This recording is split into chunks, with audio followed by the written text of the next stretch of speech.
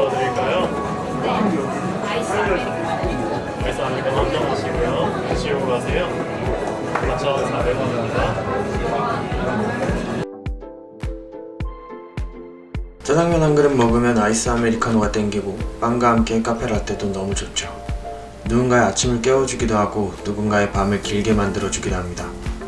대화의 매개체로도 아주 좋아서 데이트 신청할 때 커피 한잔 하실래요? 만큼 좋은 멘트도 없을 겁니다. 국내 연간 1인당 커피 소비량 약 350잔, 매년 세계교육 상품 베스트 5 안에는 꼭 들어가며 커피에 관련된 일로 생계를 유지하는 인구는 약 1억 3천만 명에 가깝습니다.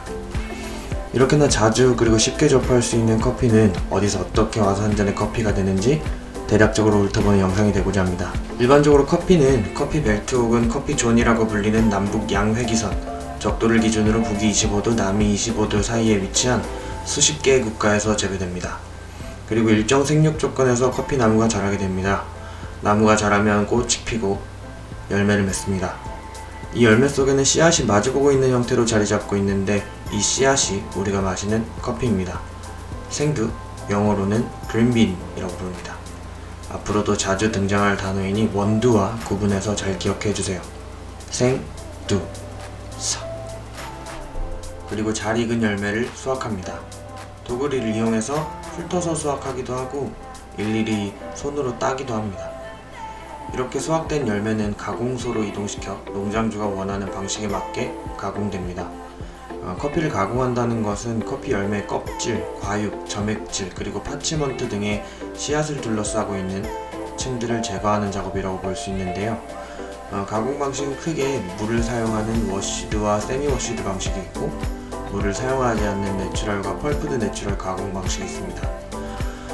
그리고 허니 프로세스, 웨트홀드 프로세스, 더블 소킹, 카스카라 프로세스, 와인 프로세스, 락틱 프로세스 등의 기존 가공 방식을 발전시키거나 새로운 것들을 개발해내고 있습니다.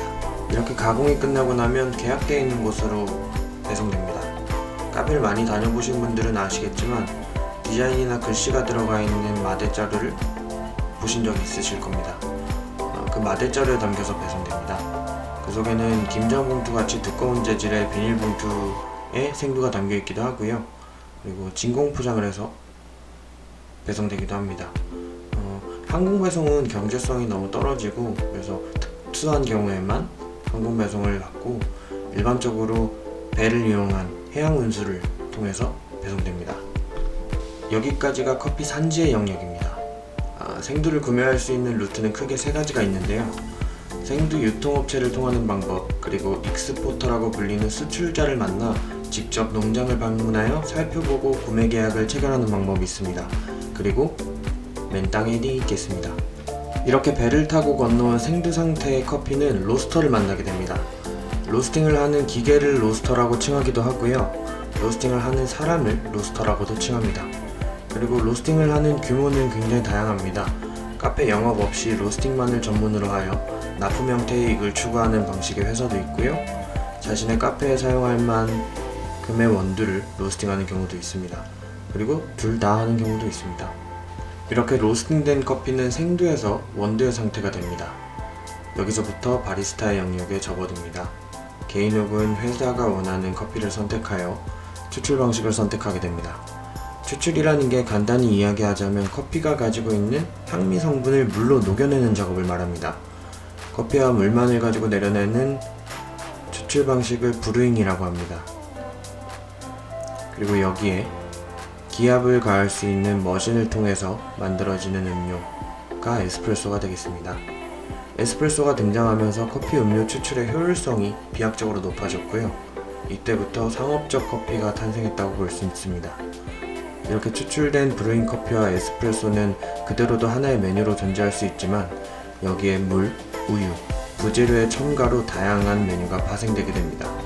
자, 이렇게 커피 씨앗에서 한 잔의 커피 음료가 탄생하는 과정을 대략적으로 크게 훑어보았습니다. 정리하자면 커피 나무의 열매, 수확, 가공, 포장 및 배송, 로스팅, 추출이 되겠습니다.